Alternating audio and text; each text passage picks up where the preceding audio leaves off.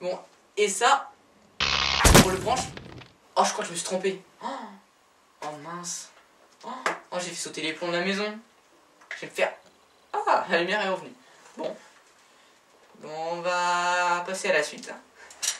On envoie le générique. Aujourd'hui, on va parler de courant. Alors, il faut savoir qu'il y a deux types de courant. Il y a le courant continu qu'on trouve dans les piles et le courant alternatif qu'on trouve dans les prises. Alors, leur symbole est celui-là pour le courant alternatif et celui-là pour le courant continu. Les courants électriques se mesurent grâce à deux principaux critères.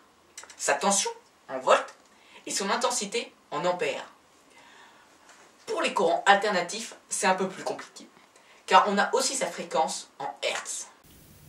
Mais bon, ces deux premières valeurs nous permettent de calculer la puissance d'un courant électrique, grâce à cette formule.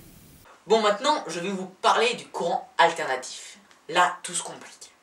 Déjà, il y a cette nouvelle valeur qui entre en jeu, le Hertz. Le Hertz qui permet de calculer la fréquence d'un signal. Voilà à quoi ressemble le courant alternatif qui sort d'une prise électrique. Alors là, vous allez me dire, oui, mais ça monte et ça descend. Ah oui, c'est le courant alternatif. D'où le mot alternatif, alterne.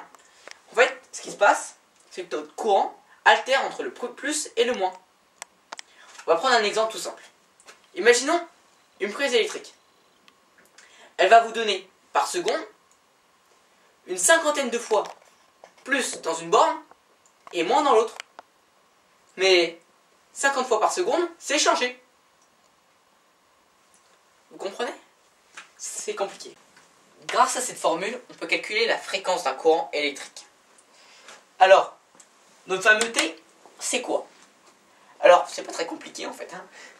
T, c'est le temps que met notre signal pour se reproduire à l'identique. Là, notre début, là, notre fin. Pourquoi là? Et pas pourquoi là? Ça marche pas. Hein. Bon. Si je fais, par contre, mon signal électrique en coupant là et là, on va avoir première partie, deuxième partie qui colle parfaitement. Et ça,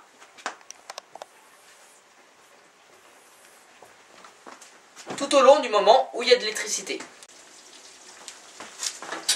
C'en est fini avec nos formules abstraites.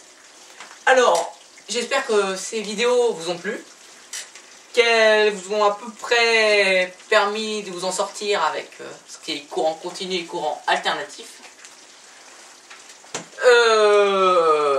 Je crois que c'est fini. Et il est temps de dire la phrase que j'aime trop. C'est de la science! C'est fini!